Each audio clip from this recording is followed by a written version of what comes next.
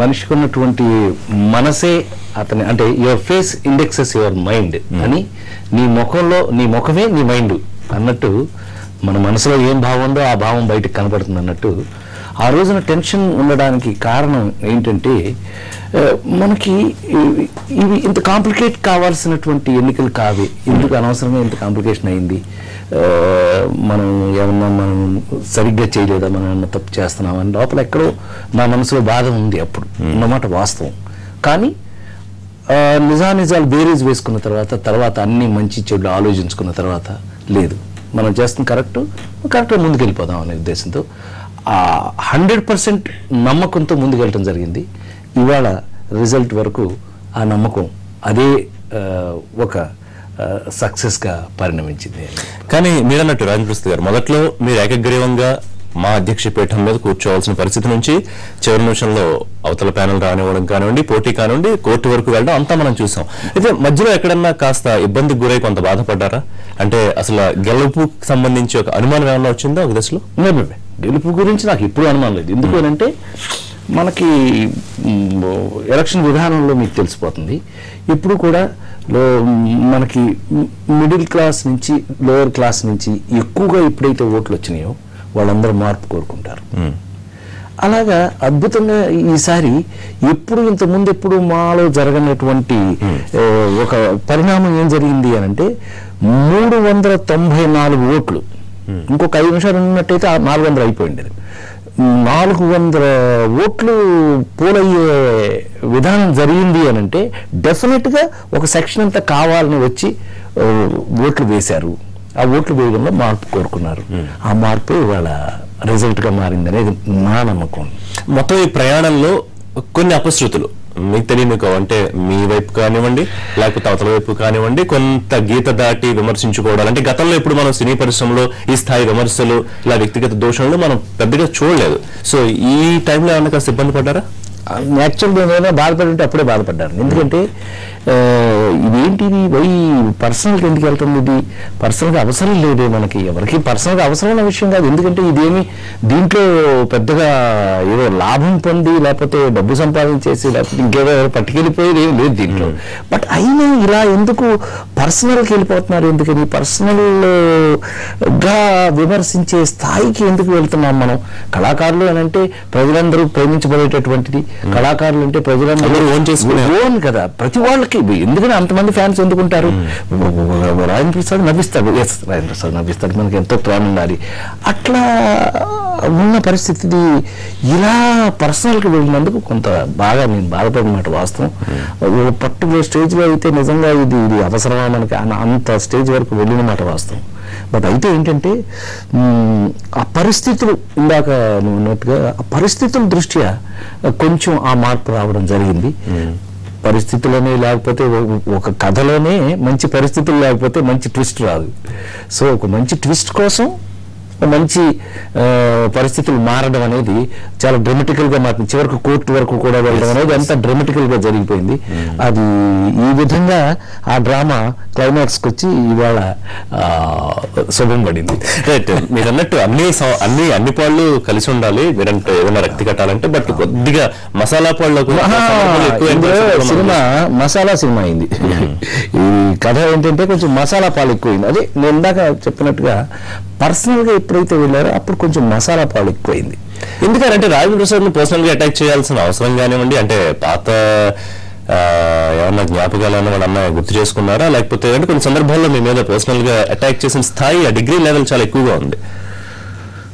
యాక్చువల్గా అట్లా తీసుకోవడానికి ఏదైనా ఒక ఇన్సిడెంట్ ఉంది, పలానా ఇన్సిడెంట్ వల్ల వీళ్ళు పలానా ఏం చేసుకున్నారు అని అనుకోవడానికి కూడా ఏమి లేదు. యాక్చువల్గా ఎవరూ లేరు. పైగా నాకు చాలా ఆప్తమిత్రులు, క్లోజ్ ఫ్రెండ్స్ ఉన్నారు అందులో ఎక్కువ. అందుకని నేను ఇవాళ ఈ పరిస్థితుల్లో నేను అనుకుంటుంది అయితే మాత్రం వాళ్ళకి ఆ స్థితి ఎవరో కల్పించి ఉంటారు, అందువల్ల వాళ్ళు అలా అయ్యారు. కానీ వాళ్ళు ఆ పని మీద మాత్రం ఉండుంటారని నా నమ్మకం అండి. రైట్. ఫైనల్ గా హ్యాపీయా? అంటే రిజల్ట్ వచ్చిన తర్వాత ఖచ్చితంగా హ్యాపీ. అయితే అవతల వాళ్ళు మీకు విష్ చేయడం కానివ్వండి, లేకపోతే మురళీమోహన్ గారు 100%. ఇప్పుడు ఒకటి బ్రదర్, జీవితంలో ఎప్పుడు కూడా మనం మంచి దృష్టితో చూస్తే మనకు కనపడేవన్నీ మంచిగానే కనపడతాయి అన్నట్టుగా నేను మంచి దృష్టితో అందరినీ చూస్తున్నాను. మంచి చేయడానికి వచ్చాను, మంచి చేయడానికి మార్పు కావాలనుకున్నాం. అలాంటి పరిస్థితుల్లో నాకు చెడు నా కంటికి కనపడదు. చెడు ఒకవేళ ఏదైనా అట్లా చేశారో లేకపోతే చేయదలుచుకున్నారో లేకపోతే చేద్దామని ఆలోచన ఉన్నారు కూడా వారికి నష్టం, మనకేం నష్టం ఉండదు. I don't think so.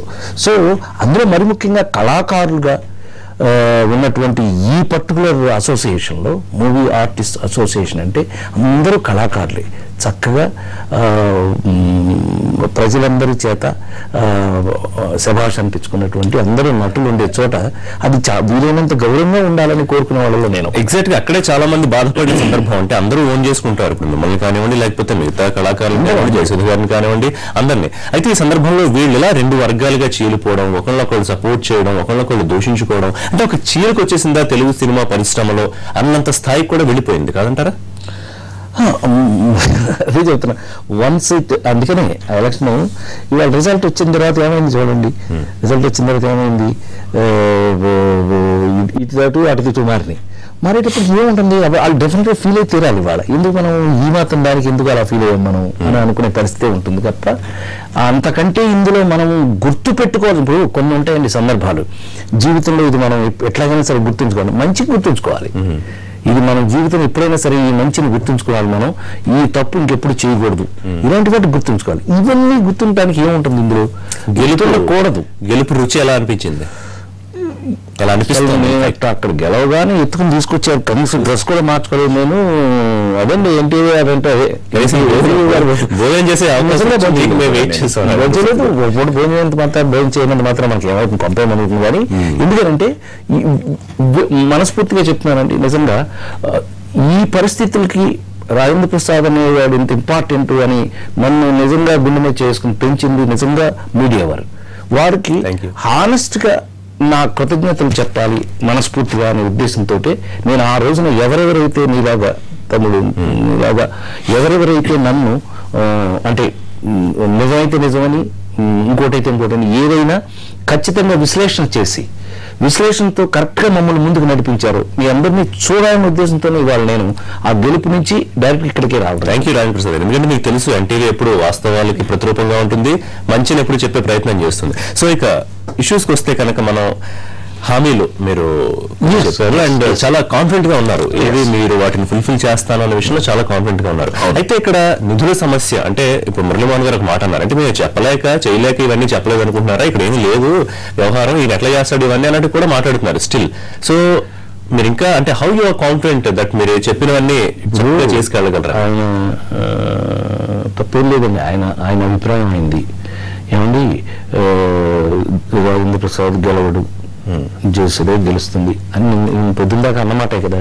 ఇప్పుడు దాని మీద ఏం చేయాలి, అందుకని అవన్నీ బుట్టదాకలు అయిపోయినాయి. అదంతా తీసేస్తే నేను 100 ఆనెస్ట్గా నేను చెప్పగలను. ఆయన అంటే ఎవరికైనా చెప్పదలుచుకుంది ఏంటంటే, ఒక పనిని ఒక చక్కగా ఒక కాపురాన్ని మనం కొత్తగా పెళ్లి చేసుకుని కాపురం మొదలుపెట్టినప్పుడు ఆ ఇంట్లో కావలసినన్ని సమకూర్చుకోవడం అనేది ఆ భర్తగా ఆవిడ బాధ్యత. సో ఒక ప్రెసిడెంట్గా ఇవాళ మనం ఎలక్ట్ అయిన తర్వాత ఈ చక్కటి నా నమ్మకం 10 మందికి సహాయం చేసేటటువంటి నా పక్కన ఉన్నటువంటి నేను టీం అంటాను, వాళ్ళు ప్యానల్ అంటారు, ఏదైనా ఒకటి తీసేస్తే అలాంటి వాళ్ళతో కలిసి వాళ్ళు ముందుకు వెళ్ళడానికి మా ప్లాన్స్ మాకున్నాయి. మాకు ఎలా తీసుకురావాలి అనేది, లేకపోతే దేనికి ఖర్చు పెట్టాలి అనే అవగాహన ఆయన ఒక రకమైన అవగాహన ఉండొచ్చు, ఆయన ఒక లెక్క ఉండొచ్చు, మా లెక్క మాకుంటుంది కదా. అందుకేగా మార్పు కోరింది. మమ్మల్ని చేయనిస్తే వాళ్ళ కాపురం ఇవ్వలేగా మొదలు పెట్టాను నేను. గ్యారంటీగా రేపు నుంచి we will do and we will try to. అంటే ఆడియన్స్ కొన్ని అనుమానాలు, నేను బయట విన్నావు కానివ్వండి, మనకు ఫోన్ చేసి అడిగేవాళ్ళు కానివ్వండి, యాక్చువల్లీ వాళ్ళకి ఇంతకుముందు తెలియదు మా అసోసియేషన్ ఏంటి, దానికి ప్రెసిడెంట్ ఉంటే దానికి ఇంత హడావుడి ఉంటుందా, ఎలక్షన్స్ ఇవన్నీ తెలియదు. ఈసారి ఇంత బిగ్ ఫైట్ జరిగింది ఇది. సో వాళ్ళ కోసం ఒకసారి మీరు ఏం చెప్పారంటే, ఇవాళ మా అధ్యక్షుడిగా రాజేంద్ర ప్రసాద్ ఏం చేయబోతారంటే ఎగ్జాక్ట్ గా ఏం జరుగుతుంది ఇన్సైడ్ అనేది ఏమైనా చెప్పగలుగుతారు ఒకసారి? ఇన్సైడ్ అంటే ఇన్సైడ్ మాలో ఏం జరుగుతుందో కామన్ మ్యాన్కి అవసరం లేదు. అయితే ఇక్కడ మనకి మెయిన్ గా ఈ మార్పు కవర్కు అనుకున్నది ఏంటి అని అంటే, ప్రతి జీవితంలో మన జీవితంలోనే hire class, middle class, lower class 3 categories మన జీవితంలోనే ఉన్నాయి. అట్లా మూవీ ఆర్టిస్ట్ అసోసియేషన్ లో కూడా ఆర్టిస్టులకి అసోసియేషన్ ఇది, ఆర్టిస్టుల్లో కూడా 3 కేటగిరీస్ ఉన్నమాట వాస్తవం. ఈ కేటగిరీస్ని బట్టి లెవెల్స్ తేడా వచ్చినప్పుడు వాళ్ళ ఇబ్బందులు మారుతాయి. ఆ ఇబ్బందుల్ని అసోసియేషన్ అనేది ఉన్నది ఏంటి అంటే వాళ్ళకి వెనుదన్నుగా నుంచోవాలి, వాళ్ళకి వెనుదన్నుగా నిలబడాలి, వాళ్ళకి సహాయం చేయాలి, వాళ్ళ కోసం అసోసియేషన్ ఉంది అనే నమ్మకం వాళ్ళకి కలిగించాలి. దానికి ఏమేమి కార్యక్రమాలు చేస్తే బాగుంటుంది అనేది నేను ఆల్రెడీ ఎలక్షన్ ముందే మీతోటి నేను డిస్కస్ చేయడం జరిగింది. సేమ్ పాయింట్స్ని రేపటి నుంచే మనం దాన్ని అమల్లోకి తీసుకురావడానికి 100% ప్రయత్నం చేస్తాం. ఈజీ రాజేంద్ర ప్రసాద్ గారు, అంటే ఇప్పుడు చాలా మంది కళాకారులు, మీరేనంటే పేద కళాకారులు కొంతమంది ఉపాధి లేక ఇబ్బంది పడుతున్న పరిస్థితి మనకు తెలుసు. అలాగే పెన్షన్ల గురించి కూడా మీరు చెప్పారు. అంటే ఎక్కువ సమయం తీసుకుంటుందా, లేకపోతే ఈజీ అయినా మీరు అనుకున్నవన్నీ యాక్సెస్ చేయడానికి ఆ పాసిబిలిటీ ఉంటుందా?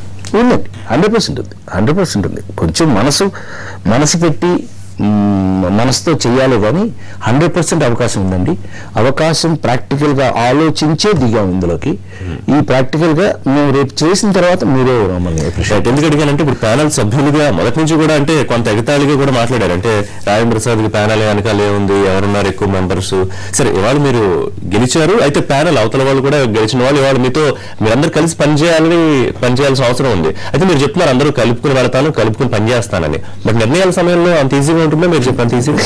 అదే ప్రాబ్లం లేదు, నాకు తెలిసి అదేం ప్రాబ్లం ఉండదు. ఎందుకంటే నా టీం ఏమైతే ఉన్నారో అందరూ గెలిచారు. ఇప్పుడు అందులో గెలవటం ఇందులో గెలవటం మనకు అది ఇంపార్టెంట్ కాదు. మంచి పని చేయడానికి మిమ్మల్ని అపోజ్ చేసినప్పుడు నరేష్ గారు ఇప్పుడు ప్యానల్లో ఉన్నారు ఆయన. అవునండి. సో వారితో కలిసి పనిచేయాల్సి జస్ట్ ఇప్పుడు వచ్చే ముందు గట్టిగా నన్ను పట్టుకుని Raja we will work for good, బ్రహ్మాండం పనిచేద్దాం అని చెప్పాడు. సో అట్లా కాకపోవటం ఏముంటుంది, ఏముండదు. ఎందుకంటే మనం చేస్తుంది మంచి అయినప్పుడు, మనం మంచి చేయాలనుకుని మనం మంచి చేయడానికి ప్రయత్నం చేస్తే మాత్రం అందరి సహకారం ఉంటుంది, అందులో అనుమానం ఏమి లేదు. సో ఒక విషయం అయితే ఒప్పుకుంటారా, ఇప్పుడు రాజేంద్ర ప్రసాద్కి ఎవరైతే సపోర్ట్ చేశారో, ఎవరైతే బలంగా ఒక వర్గం నిలబడిందో దానికి ఎగ్జాక్ట్ గా ఆపోజిట్ వర్గం ఒకటి రాజేంద్ర ప్రసాద్ నిర్వహించడానికి ప్రయత్నించింది కానీ ఫెయిల్ అయింది. అయితే ఇప్పుడు ఫెయిల్యూర్ మీరు ఎవరికి పెడతారు? అంటే జయసుధ మీద మీరు గెలిచారా, మురళీమోహన్ గారి మీద మీరు గెలిచారా? అది వాళ్ళకి తెలియదండి, ఎవరు నిలబెట్టారో లేకపోతే ఎవరు వెనకాల ఉన్నారో తెలియదు. నాకు తెలిసినంత మటుకు మాత్రం అండి, మురళీమోహన్ గారు నేనే నించుంటున్నాను రాజా నాతో చెప్పారు. చివరి మినిట్లో ఆవిడ పెట్టడం జరిగింది. సో అందుకని నాకు అటుపక్క ఏం జరిగింది అని ఎక్కువ ఆలోచించే అవకాశం నాకు లేదు. ఇప్పుడు once war starts we have to get in to the war with all the weapons, we have to fight till we die. లేదు విజయం వరకు వెళ్లాల్సిందే. సో ఈ రెండిట్లో ఏదో జరిగింది కాబట్టి నేనైతేనండి very frankly speaking I don't want to dig into అది తవ్వుకుని వాళ్ళు ఏం చేశారు వీళ్ళు ఏం చేశారు మనకు. ఎందుకంటే మురళీమోహన్ గారు ఒక మాట అన్నారు, నేను నిలబడి ఉంటే గెలిచేవాడిని అంటే చేసింది కాబట్టి అక్కడ అదే చెప్తున్నా. అంటే నేను కూడా చెప్పగలను అంతకంటే ఎక్కువ ఇక అనవసరం. ఎందుకంటే ఈయన నిలబెట్టిన వాళ్ళు అది మనకి బహుశా అది ఒక ఎంపీగా ఉండి ఆయన అలా మాట్లాడాల్సిన అవసరం ఏమేమో తెలిసి. ఎందుకంటే అది గెలిచిన తర్వాత మాట్లాడారు కానీ ఇప్పుడు ఇలాంటప్పుడు అలాంటి పిచ్చి మాటలు మాట్లాడారు. అదే పూర్తిగా ఇదంటే మా ఆర్టిస్టులకు సంబంధించిన అసోసియేషన్ ఎన్నికల్లా కాకుండా రాజకీయ రంగు పులుముకోలేదా ఈ ఎన్నికల్లో? జనరల్ ఎలక్షన్ కంటే సీరియస్ అయింది. ఎగ్జాక్ట్లీ. అంటే ఇక్కడ పార్టీలు కూడా ఇన్వాల్వ్ అయిపోయి బెదిరింపులు, మీరు గతంలో ఉన్నారు, మీ బెదిరింపులు వచ్చాయని మనం అంతకుముందు రోజు మన ఇద్దరు మాట్లాడుకున్నాం, మీరు చెప్పలేదు. మనకు అవకాశం ఉందా బెదిరింపులు ఏ స్థాయిలో వచ్చాయి, ఎవరు ఇప్పుడు బెదిరింపుల వల్ల ఎవరి వల్ల ఏమీ కాదు. వెరీ ఫ్రాంక్లీ స్పీకింగ్, మీకు కళ్ళ ముందే మీకు జరిగింది కదా. ఇప్పుడు నాతో పాటు నవదీప్ వెళ్ళిపోయాడు. అట్లా నా దగ్గర ఉన్న వాళ్ళందరూ పక్కకి అది ఏ రకంగా ఇప్పుడు ఎట్లాంటి బెదిరింపులు అయి ఉండొచ్చు? అతను చెప్పింది నాకు, అంటే నవదీప్ నాకు చెప్పిందని అయితే నీ కెరీర్ దెబ్బతింటది జాగ్రత్త, నువ్వేంటి ఇట్లా అటుపక్కకి ఇటుపక్కకి అంతేగా అట్లా ఏదైనా భయపెట్టారేమో అయి ఉంటుంది. బట్ లెట్ ఇస్ అది వాళ్ళ విజ్ఞతకే వదిలేద్దామండి, వాళ్ళ విజ్ఞతకే వదిలేద్దాం. నటరాజు వాళ్ళు ఏం తేల్చావో తెలిపోయింది. వాళ్ళు ఎన్ని ఇలాంటి మైండ్ గేమ్ ఆడినా లేకపోతే ఎన్ని భయపెట్టి అప్పుడే కదా భయపెట్టి లేకపోతే వాళ్ళని భయపెట్టి లాగింది దగ్గర కదా అది జనరల్ ఎలక్షన్ లెవెల్ వచ్చింది అనవసరంగా. లేకపోతే అసలు ఆర్టిస్టులకి ఆ పని ఏముందండి? ఒక రకంగా మంచిదే అయింది అనుకుంటున్నారా? ఇంత అంటే ఎవరేమిటో తెలుసుకునే అవకాశం వచ్చింది. డెఫినెట్ గా డోంట్ యూ థింక్ సో? ఏమంటే కామన్ ప్రజలకు కూడా, అంటే మామూలుగా ఇంట్లో టీవీ చూస్తూ అంటే ఒక ఎంటర్టైన్మెంట్ చూస్తూ ఒక కళాకారుల్ని ఒక మంచి వాళ్ళు స్పెషల్ గా చూస్తున్నటువంటి వాళ్ళే లేదు రాజేంద్ర ప్రసాద్ గెలిస్తే బాగుంటుంది అనే అభిప్రాయం మీరు అక్కడ కూడా బయట సైడ్ తీసుకుంటారు కూడా కదా. అందరి అభిప్రాయం అది అలా రావడానికి కారణం ఏంటి? వాళ్ళ అభిప్రాయం కూడా ఇందులో కలిసిపోయింది కదా. ఇంతకుముందు కేవలం మా ఆర్టిస్ట్ అసోసియేషన్ మెంబర్స్ కి మాత్రం అభిప్రాయం ఉంటే చాలు ఎవరు ప్రెసిడెంట్ గెలవాలో. ఇది మొత్తం